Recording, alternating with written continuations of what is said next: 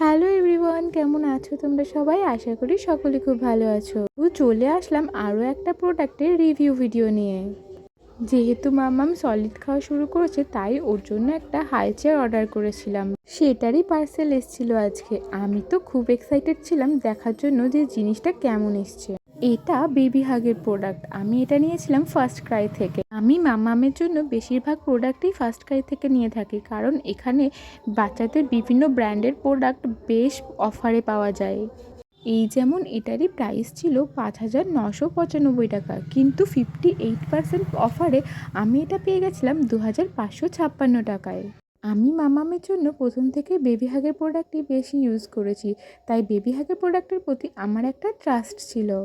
এই চেয়ারটাও খুবই সুন্দর এসছে, মামামেরও বেশ পছন্দ হয়েছে। ও তো এটা থেকে নামতেই চাইছিল না। দেখে আরো বড় করা যায়, যেহেতু মামাম ছোটটাই ছোটই রেখেছিলাম। আজকের ভিডিও এখানেই শেষ করছি।